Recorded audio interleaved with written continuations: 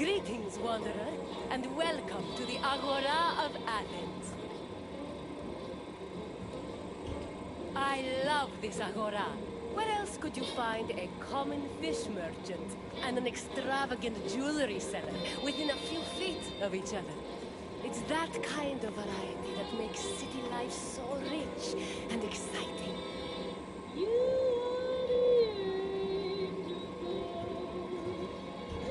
The Agora is the beating heart of any Greek city. It is a place where all types of people may gather, from citizens and foreigners to magistrates and philosophers. All manner of business is conducted here, including political meetings, legal proceedings, and trade. When you finish exploring, come find me, and we can talk more. See you soon, wanderer.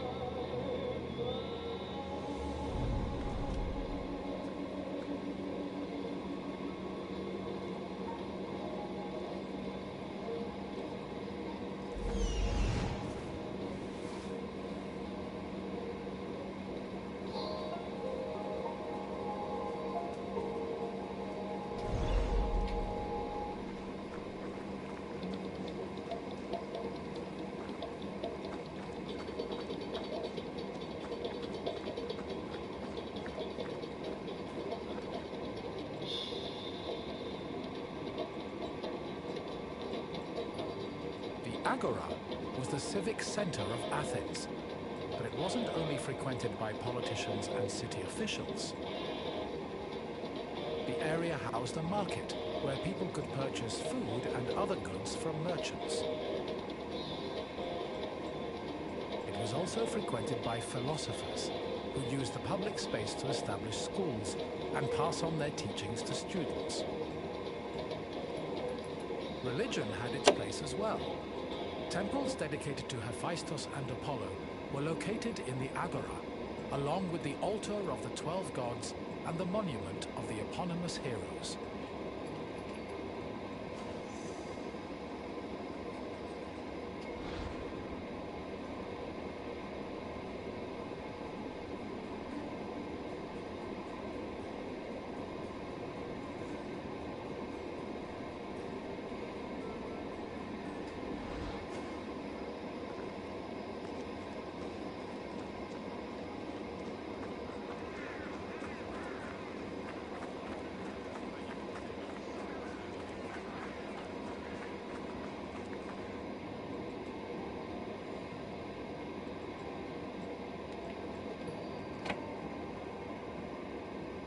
The painted stoa, or stoa poikile, derived its name from the panel paintings on its wall.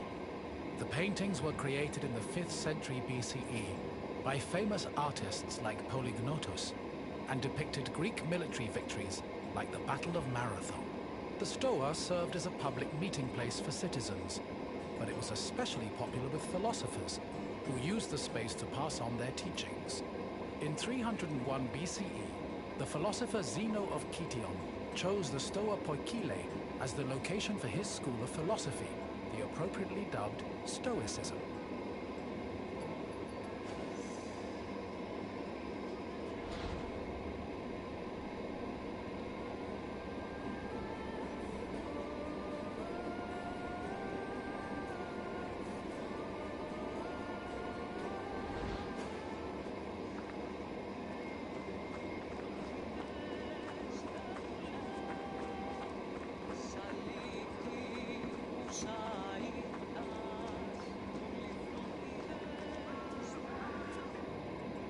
Trade in the Agora was supervised by magistrates.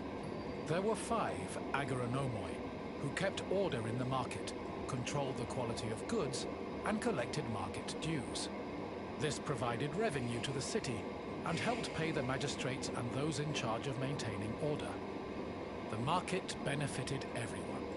Customers bought what they needed, merchants made their living, and city officials received the money they needed to keep the wheels of democracy turning.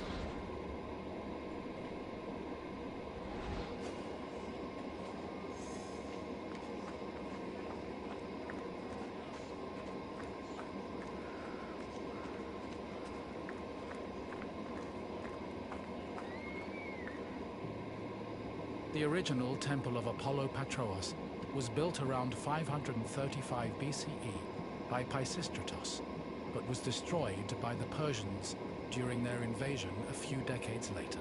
It long remained in ruins, except for the altar, which was left standing as a reminder of the Persian sacrilege. Eventually, a new temple was built in the 4th century BCE. Inside was a statue made by Euphranor, the same artist who painted in the Stoa of Zeus. The temple held special significance in Athens, as it was connected to the origin of the city's people. The name Patroclus, meaning fatherly, referenced the belief that Apollo was the father of Aeon, founder of the Aeonian Greeks, from whom all Athenians are descended.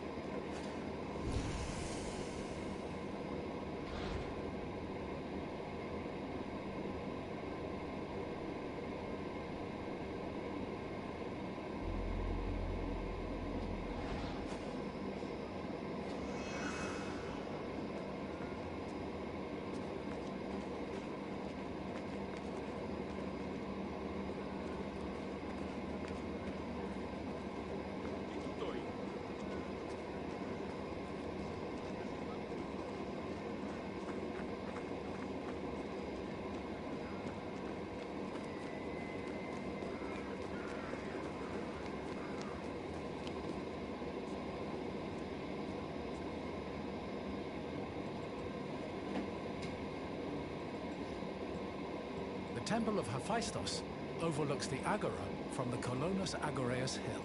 Today, it is one of the best preserved temples in Greece, owing to its conversion to a church in the Middle Ages.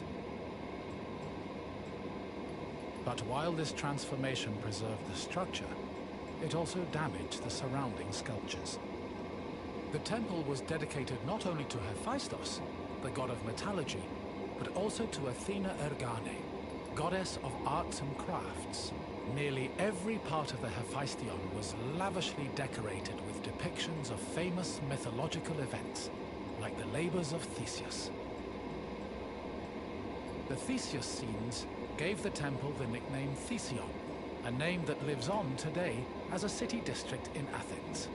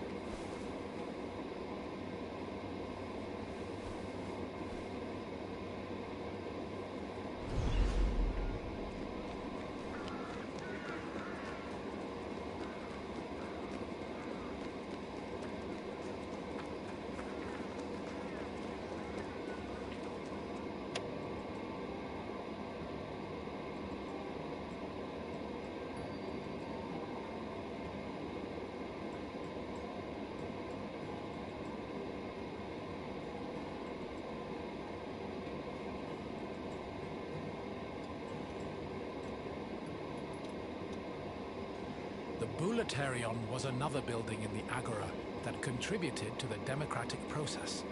It housed the Athenian Council of Citizens, the Boulé.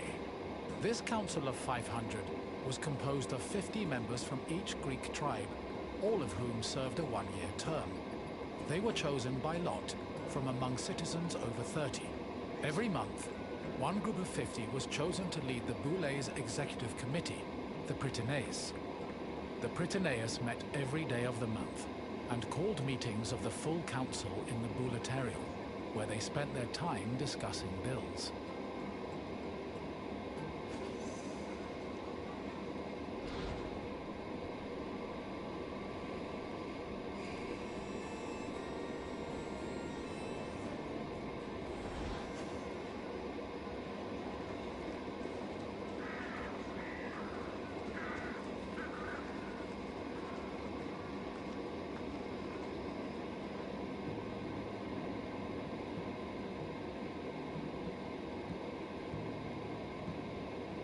The Prytaneon was one of the most important buildings in the Agora, as it was the headquarters of the Prytaneis. The Prytaneis was the executive committee of the Boulé, who ran the city's daily operations. The Prytaneis dined in the Prytaneon, and 17 of them slept on site to ensure there were always officials available to deal with emergencies. The Prytaneon also housed the official weights and measures of the city. The Fire of Hestia, which provided sacred fire for all public sacrifices, was also located there.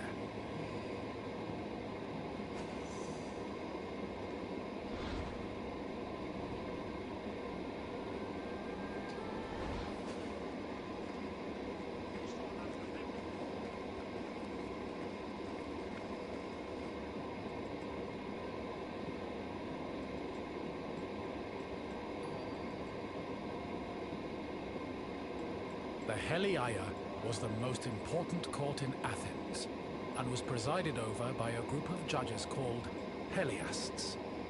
Judging was a regular part of an Athenian citizen's life, with trials happening almost every day. Heliasts were chosen randomly based on two factors. First, that they were on the official list of 6,000 potential Heliasts. Second, that they were present at court on the day of the trial. A stipend of 2 obols was established by Pericles to compensate for the loss of work while on Heliast duty, and also to encourage participation in the judiciary process.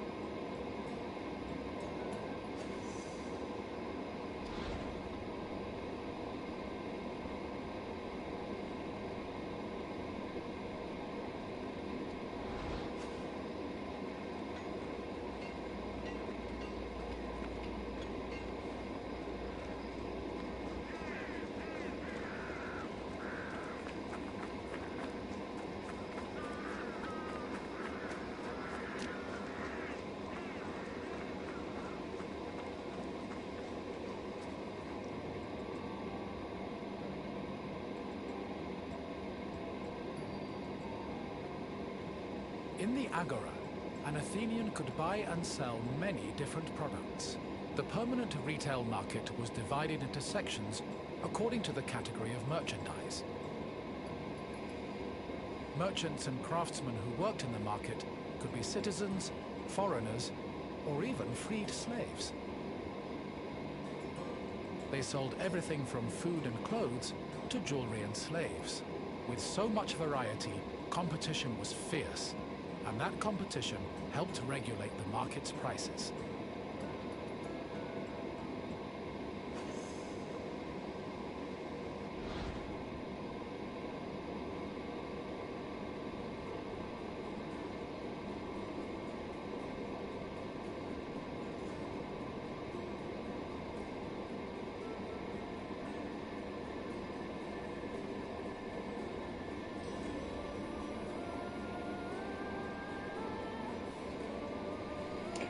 So if she weighs as much as a duck, she's made out of wood. She's a witch.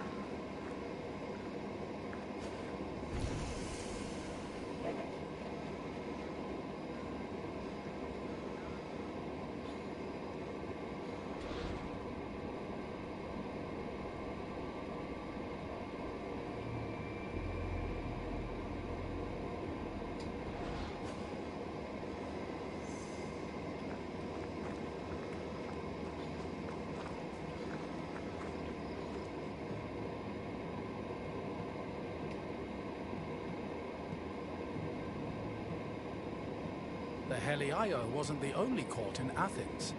This other court was located next to the South Stoa. Historians believe it to be a court based on the discovery of a nearby box containing 7 bronze ballots. These ballots were used by jurors to give their verdicts. The reason trials were so common in Athens might have been related to their democratic regime, which promoted the individual's right to demand reparations for injustice. However, not all legal matters were settled in this fashion. If a claim was small enough, it was settled individually by a magistrate. Public trials were reserved for more serious offences, such as murder, theft, and political crimes.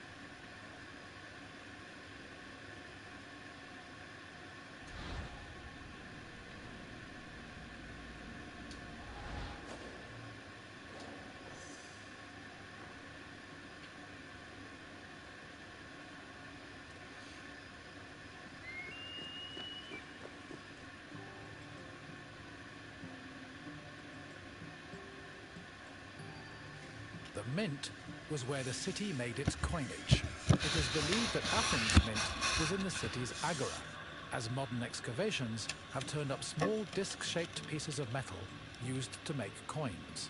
Much of the silver required for minting coinage came from the Lavrion silver mines. Athens was so dependent on the mines that when they lost them during the Peloponnesian War, the city was forced to melt down a gold statue of Athena to mint gold coins and avert a monetary crisis.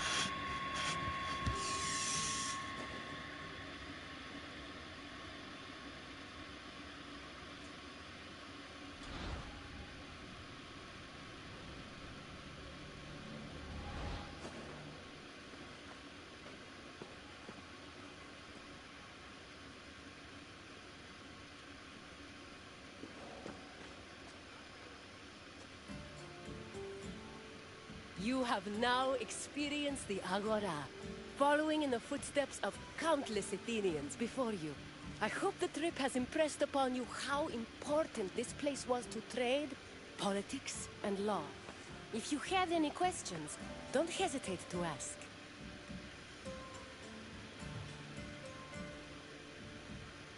As you wish. Let's see what else Greece has in store for you.